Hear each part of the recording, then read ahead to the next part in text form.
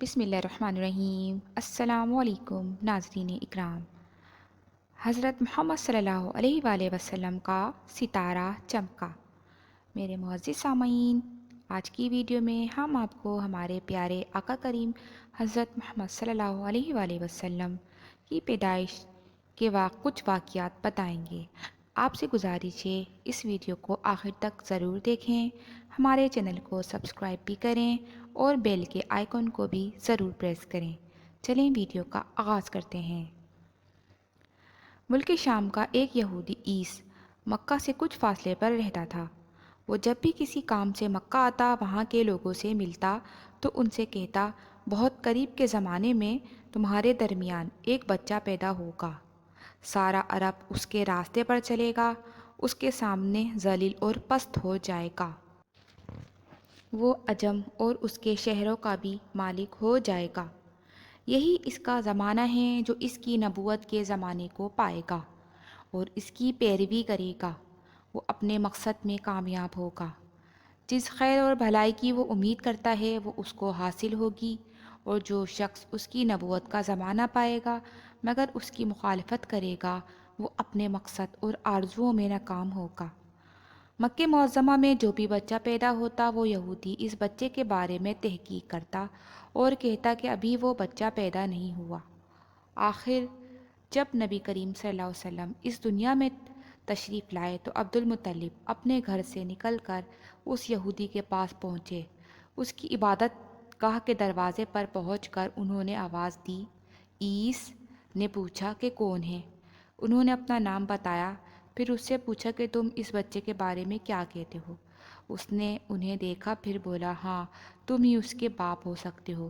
بے شک وہ بچہ پیدا ہو گیا ہے کہ جس کے بارے میں نے تم لوگوں سے کہا کرتا تھا، وہ ستارہ آج طلوع ہو گیا ہے، جو اس بچے کی پیدائش کی علامت ہے۔ اور اس کی علامت یہ ہے کہ اس وقت اس بچے کو درد ہو رہا ہے، یہ تکلیف اسے 3 دن رہے گی اور اس کے بعد یہ ٹھیک ہو جائے گا۔ راہب نے جو یہ کہا تھا کہ بچہ 3 دن تک تکلیف میں رہے گا، تو اس کی تفصیل یہ ہے کہ آپ نے 3 دن تک دودھ نہیں پیا تھا۔ اور یہودی نے جو یہ کہا تھا کہ ہاں آپ بھی اس کے باپ ہو سکتے ہیں، اس سے یہ مراد ہے کہ عربوں میں دادا کو بھی باپ کہہ دیا جاتا ہے۔ اور نبی کریم صلی اللہ علیہ وآلہ وسلم نے ایک بار خود فرمایا تھا کہ میں عبد المطلب کا بیٹا ہوں۔ یہودی نے عبد المطلب سے یہ بھی کہا تھا کہ اس بارے میں اپنی زبان بند رکھیں، یعنی کسی کو کچھ نہ بتائیں، ورنہ لوگ اس بچے سے زبردست حسد کریں گے، اتنا حسد کریں گے کہ آج تک کسی نے نہیں کیا، اور اس کی اس قدر سخت مخالفت ہوگی کہ دنیا میں کسی اور کی اتنی مخالفت نہیں ہوئی۔ پوتے کے متعلق یہ باتیں سن کر عبد المطلب نے عیس سے پوچھا، اس بچے کی عمر کتنی ہوگی؟ یہودی نے اس سوال کے جواب میں کہا، اگر اس بچے کی عمر طبی ہوئی تو بھی 70 سال تک نہیں ہوگی، بلکہ اس سے پہلے ہی 61 یا 63 سال کی عمر میں وفات ہو جائے گی، اور اس کی امت کی اوسط عمر بھی اتنی ہی ہوگی۔ اس کی پیدائش کے وقت دنیا کے بت ٹوٹ کر گر جائیں گے۔ یہ ساری علامات اس یہودی نے گزشتہ انبیاء کی پیش گوئیوں سے معلوم کی تھیں، اور سب بالکل سچ ثابت ہوئیں۔ قریش کے کچھ لوگ عمرو بن نفیل اور عبداللہ بن حجش وغیرہ ایک بت کے پاس جایا کرتے تھے۔ یہ اس رات بھی اس کے پاس گئے جس رات آپ صلی اللہ علیہ وسلم کی پیدائش ہوئی۔ انہوں نے دیکھا کہ وہ بت اوندھے منہ گرا پڑا ہے۔ ان لوگوں کو یہ بات بری لگی، انہوں نے اس کو اٹھایا، سیدھا کر دیا، مگر وہ پھر بھی گر گیا۔ انہوں نے پھر اس کو سیدھا کیا، وہ پھر الٹا ہو گیا۔ ان لوگوں کو بہت حیرت ہوئی، یہ بات بہت عجیب لگی۔ تب اس بت سے آواز نکلی، یہ ایک ایسے بچے کی پیدائش کی خبر ہے کہ جس کے نور سے مشرق اور مغرب میں زمین کے تمام گوشے منور ہو گئے ہیں۔ بت سے نکلنے والی آواز نے انہیں اور زیادہ حیرت زدہ کر دیا۔ اس کے علاوہ ایک واقعہ یہ پیش آیا کہ ایران کے شہنشاہ کسریٰ نوشیروہ کا محل ہلنے لگا اور اس میں شگاف پڑ گئے۔ نوشیروہ کا یہ محل نہایت مضبوط تھا، بڑے بڑے پتھروں اور چونے سے تعمیر کیا گیا تھا۔ اس واقعے سے پوری سلطنت میں دہشت پھیل گئی۔ شگاف پڑنے سے خوفناک آواز بھی نکلی تھی، محل کے 14 کنکرے بھی ٹوٹ کر نیچے آ گرے تھے۔ آپ کی پیدائش پر ایک واقعہ یہ بھی پیش آیا کہ فارس کے تمام آتش کدوں کی وہ آگ بجھ گئی جس کی وہ لوگ پوجا کرتے تھے۔ اور اس کو بجھنے نہیں دیتے تھے، لیکن اس رات میں ایک ہی وقت میں تمام کے تمام آتش کدوں کی آگ آنن فانن بجھ گئی۔ آگ کے پوجنے والوں میں رونا پیٹنا مچ گیا۔ قصرہ کو تمام اطلاعات ملیں تو اس نے ایک کاہن کو بلایا۔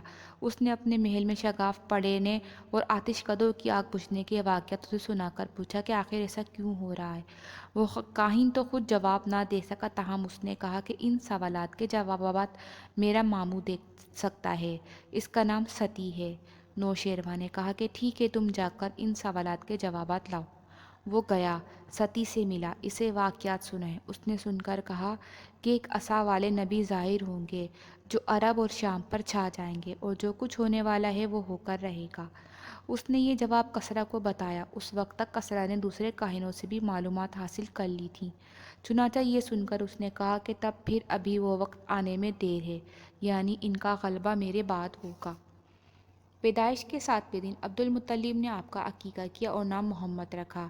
عربوں میں اس سے پہلے یہ نام کسی کا نہیں رکھا گیا تھا۔ قریش کو یہ نام عجیب سا لگا، چنانچہ کچھ لوگوں نے عبد المطلب سے کہا کہ اے عبد المطلب، کیا وجہ ہے کہ تم نے اس بچے کا نام اس کے باپ دادا کے نام پر نہیں رکھا بلکہ محمد رکھا، اور یہ نام نہ تمہارے باپ دادا میں سے کسی کا ہے اور نہ ہی تمہاری قوم میں سے کسی کا ہے؟ عبد المطلب نے انہیں جواب دیا، میری تمنا ہے کہ آسمانوں میں اللہ تعالیٰ اس بچے کی تعریف فرمائے اور زمین پر لوگ اس کی تعریف کریں۔ محمد کے معنی ہیں کہ جس کی بہت زیادہ تعریف کی جائے۔ سبحان اللہ۔ اسی طرح والدہ کی طرف سے آپ کا نام احمد رکھا گیا۔ احمد نام بھی اس سے پہلے کسی کا نہیں رکھا گیا تھا۔ مطلب یہ کہ ان دونوں ناموں کی اللہ تعالیٰ نے حفاظت کی اور کوئی بھی یہ نام نہ رکھ سکا۔ احمد کا مطلب ہے سب سے زیادہ تعریف کرنے والا۔ علامہ سہیلی نے لکھا ہے کہ آپ احمد پہلے ہیں اور محمد بعد میں، یعنی آپ کی تعریف دوسروں نے بعد میں کی، اس سے پہلے آپ کی شان یہ ہے کہ آپ اللہ تعالیٰ کی سب سے زیادہ حمد و ثنا کرنے والے ہیں۔ پرانی کتابوں میں آپ کا نام احمد ذکر کیا گیا ہے۔ اپنی والدہ کے بعد آپ نے سب سے پہلے صوبیہ کا دودھ پیا۔ صوبیہ نبی کریم صلی اللہ علیہ وآلہ وسلم کے چچا ابو لہب کی باندی تھیں۔ ان کو ابو لہب نے آپ کی پیدائش کی خوشی میں آزاد کر دیا تھا۔ صوبیہ نے آپ کو چند دن تک دودھ پلایا۔ انہی دنوں صوبیہ کے ہاں اپنا بیٹا پیدا ہوا تھا۔ آپ کی والدہ نے آپ کو صرف 9 دن تک دودھ پلایا۔ ان کے بعد صوبیہ نے پلایا۔ پھر دودھ پلانے کی باری حضرت حلیمہ سعدیہ رضی اللہ تعالی عنہا کی آئی تھی۔ حضرت حلیمہ سعدیہ عنہا اپنی بستی سے روانہ ہوئیں۔ ان کے ساتھ ان کا دودھ پیتا بچہ اور شوہر بھی تھے۔ حضرت حلیمہ سعدیہ دوسری عورتوں کے بعد مکے میں داخل ہوئیں۔ ان کا خچر بہت کمزور اور مریل تھا۔ ان کے ساتھ ان کی کمزور اور بوڑھی اونٹنی بھی تھی اور وہ بہت آہستہ چل رہی تھی۔ ان کی وجہ سے حلیمہ رضی اللہ تعالی عنہ قافلے سے بہت پیچھے رہ جاتی تھیں۔ اس وقت بھی ایسا ہی ہوا، وہ سب سے آخر میں مکے میں داخل ہوئیں۔ معزز ناظرین اکرام، اس کے بقیہ کا حصہ ہماری آپ اگلی ویڈیو میں ضرور ملاحظہ فرمائیے گا۔ شکریہ۔